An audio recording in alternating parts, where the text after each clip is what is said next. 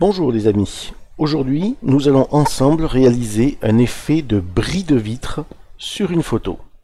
Alors, envie de casser la glace? Allez, c'est parti!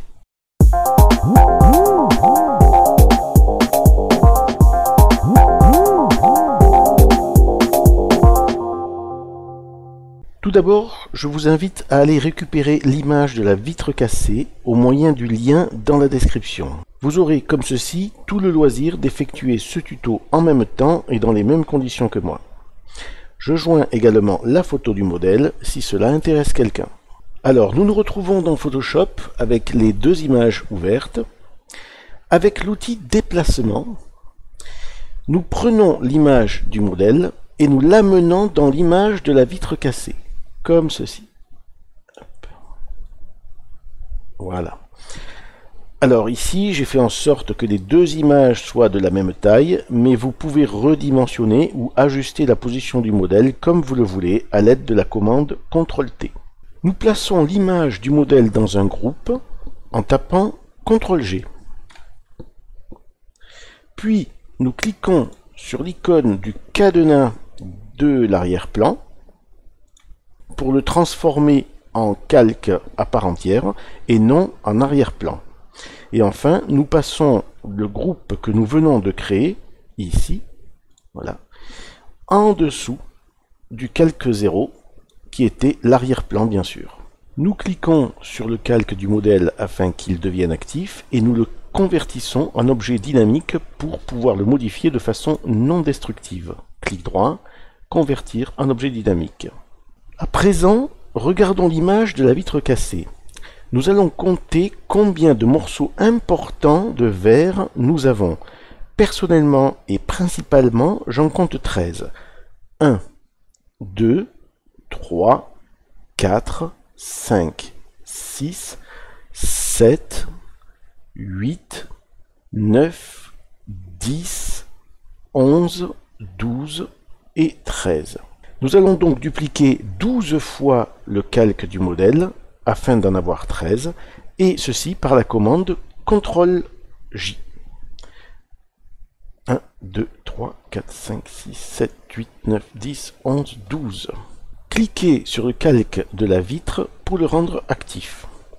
Et nous ouvrons l'outil Plume. Nous allons détourer à présent chaque morceau de verre. Nous commençons toujours à l'extérieur de l'image pour pouvoir prendre la totalité de chaque morceau.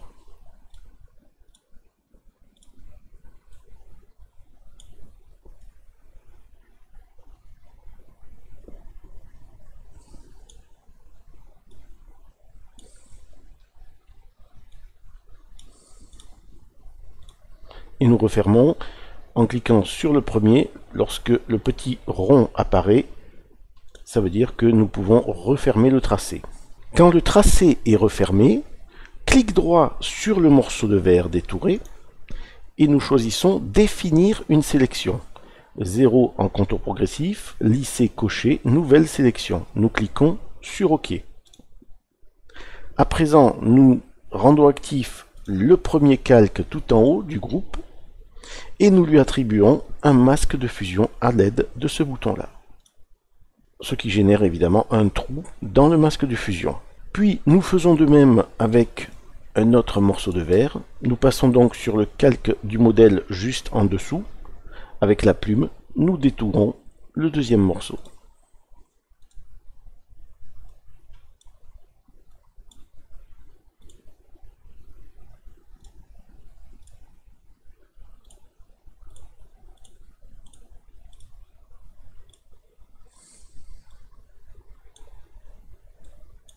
Nous refermons. De la même façon, clic droit, définir une sélection, OK, et nous lui attribuerons un masque de fusion. Je vous laisse effectuer ceci sur tous les autres morceaux de verre, et on se retrouve juste après. À tout de suite.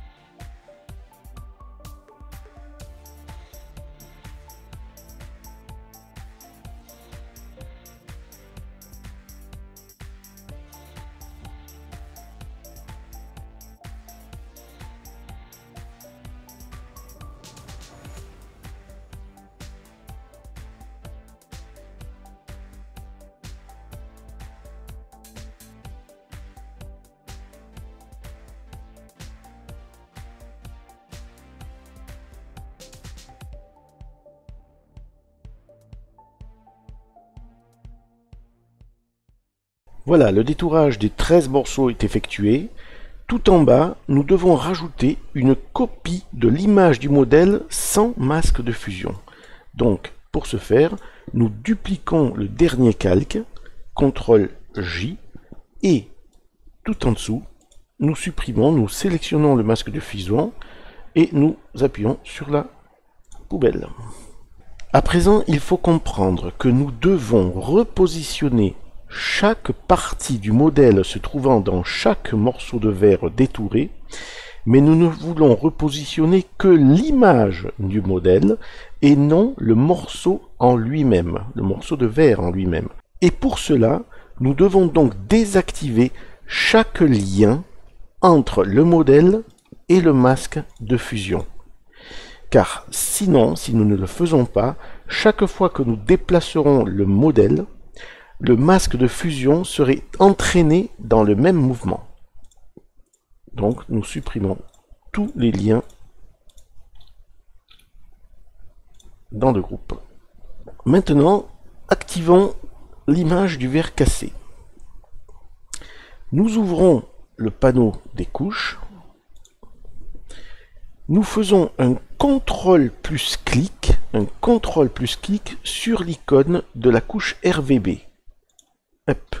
Cela a pour effet de sélectionner la totalité du verre cassé. Nous revenons au panneau des calques et grâce à la commande CTRL-J, nous dupliquons cette sélection dans un nouveau calque au-dessus. CTRL-J.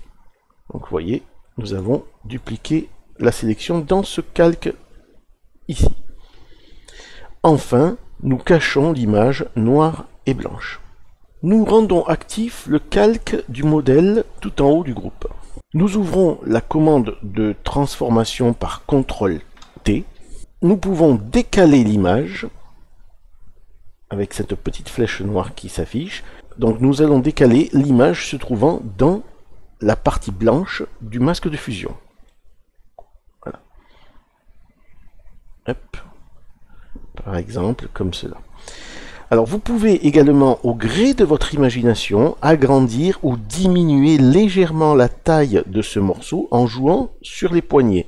Attention à garder les proportions de l'image. Donc ici, je vais légèrement agrandir et passer, voilà, à peu près comme ça. Quand la modification est terminée, on appuie sur Entrée. Puis, nous passons au calque en dessous. Nous le sélectionnons par CTRL-T. Nous le décalons à notre guise.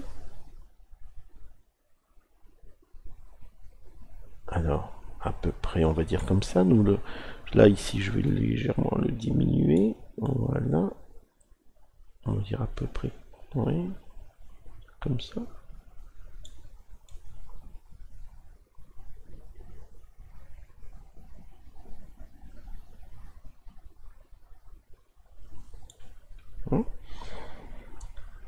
Et nous appuyons sur Entrée.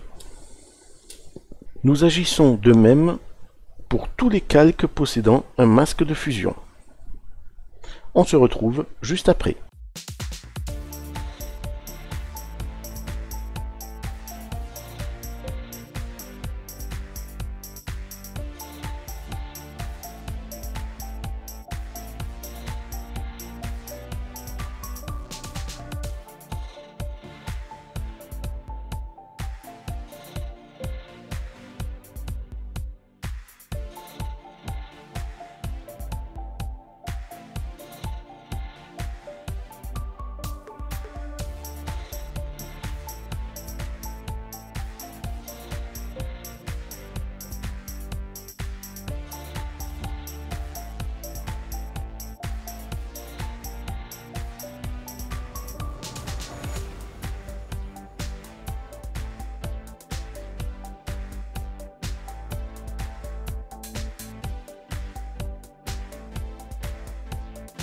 Arrivé au dernier calque, regardez votre création et interrogez-vous si vous en êtes satisfait. retoucher certains morceaux si nécessaire en les sélectionnant avec la commande CTRL-T et en les replaçant comme vous le désirez. Enfin, comme dernière retouche et afin de rendre plus réaliste la cassure du verre, tout en haut, hop, on remonte, au-dessus du calque 2, nous pouvons créer un calque de réglage niveau, que nous écrêtons uniquement au calque du dessous en cochant ce bouton.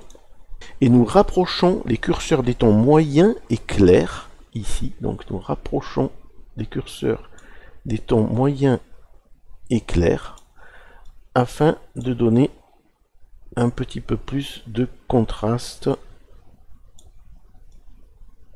au vert. Vous voyez, avant, après, avant, après. Voilà, vous avez terminé. Facile, non?